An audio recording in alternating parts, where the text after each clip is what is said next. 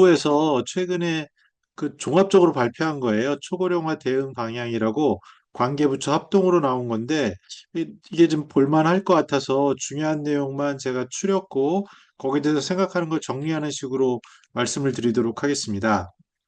일단은 이 시니어 뭐 트렌드 이런 걸 보시려면은 중요한 게 이제 글로벌이 어떻게 되고 있는지를 종합적으로 보셔야 되고 그다음에 이 라이프 스타일로 세밀하게 봐야 되지만 또 하나 중요한 거는 현실, 그러니까 팩트가 뭐냐 이런 걸 보기 위해서는 결국 이제 초고령 산업 또는 정부 정책 이런 걸 보셔야 되거든요. 그래서 이게 1월 23일 되게 따끈따끈하게 뭐 좀 뭐 백서 비슷하게 그렇게 해놓은 보고서예요. 내용을 보면은 다 아는 거지만 우리가 좀 주목해서 봐야 되는 것은 이 고령화 가속 요인이 뭐냐 그러면은 일단은 뭐 출생이 적은 것 그리고 나서 또 나이는 많아지는 거. 근데 제가 주목하는 건 이거예요. 여기 1차 베이비 부모, 2차 베이비 부모가 거의 합치면은 뭐 한 1,700만 명 되거든요. 근데 이제 1차 베이비 부모는 이제 70세에 들어가요. 그럼 이 70세가 된다는 얘기는 건강 수명이 한 73세, 75세니까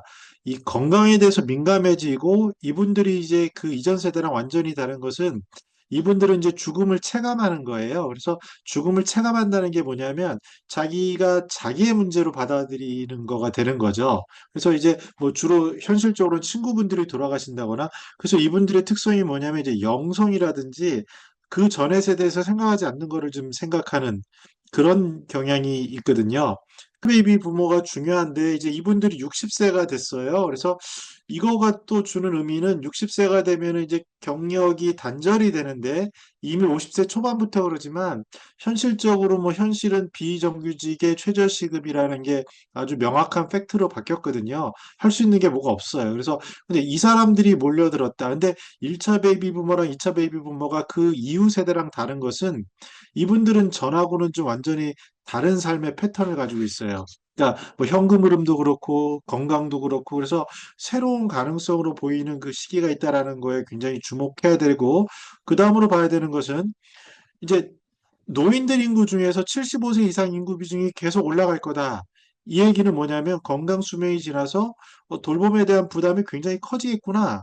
이런 얘기를 하는 거예요. 그래서 요걸 이제 한마디로 이제 정부에서는 어떤 식으로 보냐면 고령 인구가 증가가 되면은 생산 인력이 감소가 되면서 생산이 위축되고 수요가 둔화돼서 성장이 악화될 거다. 약화될 거다. 이게 이제 기본적인 경로로 보는 거예요. 그리고 이제 연금 문제도 이제 여기 뭐 김도훈 선생님 최고 전문가지만 우리가 누구나 상상할 수 있잖아요. 어느 순간 연금은 고갈될 거다.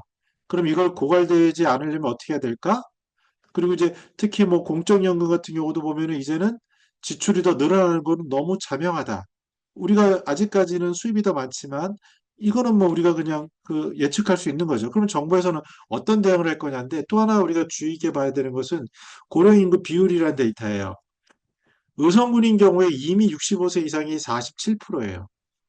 그런데 세종시는 12%밖에 안 돼요. 그러니까 이제 우리가 지금 초고령 사회가 됐다, 20%가 됐다라는 말이 뭐 별 얘기 아닌 거로 평균으로 보면 그렇지만 현실로 들어가면 완전히 다른 나라인 거예요. 우리나라 똑같은 시대도 지역에 따라 완전히 다른 걸 똑같이 보면 안 되는 거예요. 근데 이걸 지역 소멸이라는 말로 가는데 이것도 너무 자명하기 때문에 지금 모든 돈은 지자체는 자기들의 인구수가 핵심 지표이기 때문에 정책이나 돈이 여기에 다 쏠려 있어요. 그래서 우리가 정부 관점에서 보면은 지역 소멸, 특히 지자체장 입장에서 보면 지역 소멸이 가장 돈을 많이 써야 되고 관심 있는 숫자라는 거예요. 이걸 또 정부에서 쭉 얘기했는데 25년에 60세가 본격화되고 건강보험 누적 준비금이 적자가 전환이 예상되고 30년에 1차 베이비 부모가 후기 고령층으로 돌아간다. 이런 이제 키 팩터들을 좀 볼 필요가 있고요. 그래서 그러면 정부에서 어떻게 인식하느냐? 어떻게 보면 이게 현실의 가장 큰 문제인데 연령 문제만 하더라도 65세로 할 거냐, 60세로 할 거냐 이런 게 있고요. 일자리가 가장 극명한 건데요. 고용부에서는 60세까지를 책임을 지거든요. 그리고 복지부에서는 65세 이상을 책임을 져요. 그러다 보니까 60에서 65세가 이렇게 붕 뜬 거예요. 그래서 실제로 그 뭐 시니어 일자리 하는 그런 민간 단체들은 그런 기관장들은 자기는 불법을 범죄를 저지르고 있다라고 얘기를 하거든요. 그 이유가 뭐냐면 법 규정에 없는 60에서 65세를 다루는 거예요. 그래서 이런 것들이 우리나라의 가장 큰 문제점인데 이제 주택 문제도 마찬가지죠. 국토부 따로 복지부 따로 다 똑같은 걸 가지고 저 대상 지원 방식 주체에 따라 다 각각 달라요. 이러다 보니 이걸 근데 정부에서도 알고 있는 거죠. 근데 이게 그러면은 융복합으로 되느냐? 안 되죠. 왜냐하면 이건 사람이 하는 거고 사람은 부처가 하는데 부처 이기주의는 우리가 생각한 것보다 굉장히 조직적이기 때문에 그러면 법이 따라가느냐? 법조항도 분절이 돼 있고 법 하나 바꾸는 게 너무 어렵기 때문에 안 되는 거예요. 근데 요새 하나 바뀐 흐름은 뭐냐면 이제 정책 결정권자들이 1차 베이비 부모가 많거든요. 그러니까 70세 되신 그 정책 위반자들이 그런 사람들이 아까 말씀드린 것처럼 당사자 문제로 인식을 하니까 어떤 인식을 하냐면 이거 노인 문제 심각하네. 내 문제니까. 그러면서 어떻게 보냐면 이거는 근데 분절적으로 보면 안 되네. 그러면서 요새 나오는 게 뭐 인구부를 중심으로 해서 노인 문제를 전체로 봐야겠다. 이런 흐름이 나오니까 이러한 정부 정책에서도 이렇게 분절적 대응 현황이라는 걸 대놓고 잘 안 하거든요. 종합적 접근을 해야 된다라는 얘기가 이제 나오기 시작을 하는 거죠. 그러면 정부 관점에서의 정책의 핵심은 뭐냐? 일단 일자리예요. 왜냐하면 52세 되고 나면은 비정규직이 할 게 없는데 희망 연령은 73세예요. 이게 돈이나 시간이나 여러 가지가 있죠. 그럼 일자리를 어떻게 만드냐가 중요한데 속사를 들어가면 한국 고용노동 이런 쪽을 가보면은 여기도 공무원 조직인데 예산은 제한적이고 수요는 많고 하니까 양질을 개발하는 게 굉장히 어려워요. 그리고 주거 문제도 마찬가지고 그럼 주거는 또 어떤 이슈가 있냐면 취약계층은 좀 됐고 고소득층은 알아서 하는데 중간이 빈 거예요. 그리고 돌봄 쪽에서는 뭐 이거는 수요와 공급이 완전히 미스매칭이죠. 그래서 실제로 일본에도 그렇고 뭐 최근에 전문가들이 만약에 그 자격증을 따면 뭘 할 거냐 추천을 하면 인문계는 무조건 사회복지를 하라 그러죠. 왜냐하면 그만큼 수요가 많으니까 사회복지사. 그래서 이런 식의 그게 굉장히 크고 그러다 보니 인력을 수급해야 되니까 일본도 그렇고 우리도 그렇고 지금 인력 수급이 굉장히 큰 문제로 대두되고 있고 또 사람들은 수준이 높아가니까 원하는 것들이 많아지고 있어요. 서비스가. 그리고 이런 것들도 이제 그러면서 이제 그 비용 문제 때문에 살던 곳으로 병원이 아니라 살던 곳으로 가게 되면서 생기는 문제가 고령층이나 인프라, 커뮤니티 케어를 하라 그러니까 여기에 따라서 또 뭔가 또 고민을 해야 되는데 뭐 중과 부족이죠, 실은. 근데 또 하나 또 팩트로 봐야 되는 게 그럼 돌봄은 어떤 거냐? 우리는 장기 요양보험으로 이렇게 보지만 실제로 장기 돌보는 것들의 80%는 가족이 하는 거예요. 그러니까 요양보호사가 가족이 요양보호사인 경우가 많고 케어링 같은 일위 업체들도 주로 보면은 가족 구성원이 요양보호사인 데가 많은 거예요. 그래서 이런 것들은 이제 기본적인 큰 거를 좀 우리가 알아야 뭔지를 알 수 있겠다라는 거고요.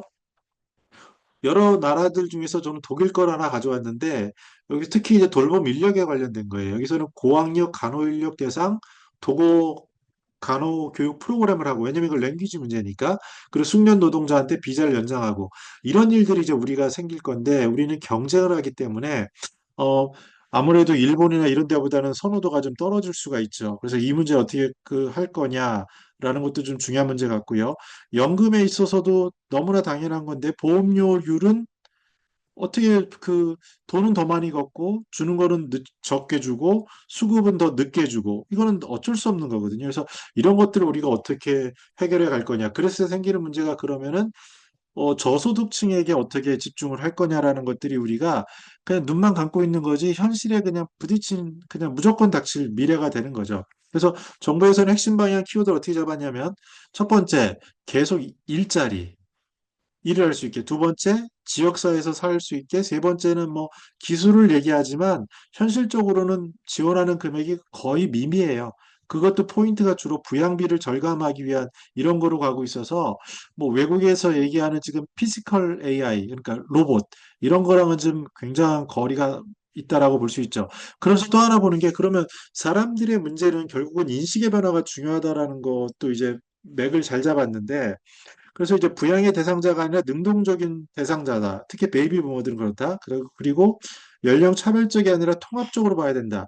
이게 이제 가장 핵심이 에이지 프렌들리 커뮤니티인데 에이지 프렌들리가 고령 친화가 아니라 전문가들은 연령 통합적이라고 해석을 하거든요. 그러니까 이제 그런 시각으로 봐야 되고, 그리고 더 이상 삶을 그냥 단순히 뭐 치료 생존이 아니라 삶의 질, 이 얘기는 뭐냐면 웰다잉하고도 연결이 됩니다. 그래서 이제 어떻게 존엄사를 할 거냐까지도 가고요. 어떻게 돌봄을 호스피스로 할 거냐까지 다 이어지는 그런 키워드라고 볼 수 있어요. 그래서 이거를 이제 그래서 정책 중에서 제가 이제 관심 있는 거, 특히 금융 쪽에서는 좀 저는 블루오션을 그 신탁이라고 보는데 이걸 꼭 집어서 얘기하고 있어요. 치매 노인이 보유한 자산 치매머니.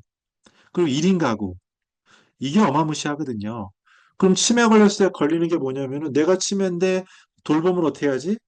그리고 내가 치매인데 1인 가구인데 죽고 나면 내 돈을 어떻게 하지? 이런 질문들에 대해서 시스템으로 할 수 있는 게 신탁이거든요. 근데 이것도 굉장히 미비해요. 그래서 그런데 우리나라에서는 지금 어떻게 했냐면 공공신탁 이렇게 해가지고 그 시범 사업을 하고 있어요. 그래서 굉장히 지금 속도가 빨리 가고 있고 두 번째 돈의 문제에 있어서 부동산이 한 8, 90%, 7, 80% 되니까 부동산 다운사이징을 하는 방법이 이제 주택연금이고, 그리고 이제 신탁 민간의 도움이 필요하니까 여기에 대해서 이제 조금 확대하게 하겠다라는 키워드를 아예 그냥 문구로 박아놨어요. 그래서 이쪽은 신탁은 우리가 생각한 것보다 굉장히 빨리 움직일 거다라는 걸 볼 수 있고요. 주거 쪽도 박아놨는데 주거 쪽은 이제 주거 수선을 어떻게 할 거냐.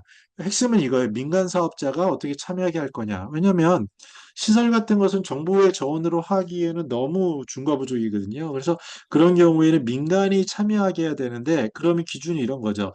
믿을 수 있는 민간이 뭐냐? 이 퀘션이에요. 그랬을 때 그러면 우리는 주로 뭐 그 사단법인이라든지 그중에 괜찮은 검증된 재단이라든지 아니면 의료기관이라든지 제일 확실한 거는 정부 입장에서 봤을 때는 의료법인이나 또는 대기업인 거죠. 그래서 이런 쪽으로는 더 강화될 수밖에 없겠다라는 그런 흐름을 보셔야 되고요. 그럼 앞으로 뭐 할 거냐? 그러니까 뭐 그 커뮤니티 케어를 위해서 돌봄이 일단 우선이라는 걸 알 수 있고요. 그다음에 고용이 우선 두 번째라는 걸 알 수 있습니다. 근데 이제 제 말로 좀 풀어서 설명을 하면 저는 이렇게 봤어요. 그 가장 핵심에는 세대 통합 커뮤니티, 그러니까 에이지 프렌들리 커뮤니티인데 결국 이게 그냥 그 트렌드의 최근 모든 키워드가 되는 것 같거든요. 그러니까 세대가 통합해서 할 수 있는 어울리는 커뮤니티다라는 건데 보면은 정부에서는 이제 통합적인 시각을 갖춰야겠다. 그리고 지역별로 완전히 아까 보신 것처럼 수준이 다르기 때문에 지역 맞춤형으로 따라가야 된다. 하나로 보면 안 된다. 그리고 이제 변화가 생긴 게 베이비붐 세대인데 거의 1,700만 명이 있는데 이쪽은 새로운 그룹이에요. 후기 고령자라. 그래서 여기에 대해서 새로운 가능성이 있다. 특히 연금에서 뭐 연금 굉장히 많기 때문에 비즈니스 측면에서는 굉장히 매력적으로 보는 거고요. 관점에 있어서는 삶의 질, 그리고 이제 돌봄에 있어서는 저는 로봇이 굉장히 중요할 것 같아요. 일본은 많이 발전되어 있고 특히 이제 뭐 일론 머스크도 올해 6월이 되면 자율주행 그 로봇 택시를 도입한다 그러고 이런 걸 봤을 때 피지컬 AI가 굉장히 많이 가 있거든요. 그러면 이게 감성 돌봄부터 해서 이게 급성장할 거라고 보여져요. 그래서 여기에 대해서 좀 관심을 가져야 될 것 같다. 그랬을 때 질문이 뭐냐면, 그럼 사람이 할 수 있는 건 뭐냐? 사람의 돌봄과 그러면 환자인 사람이 기대하는 건 뭐냐라는 여러 가지가 막 믹스가 되거든요.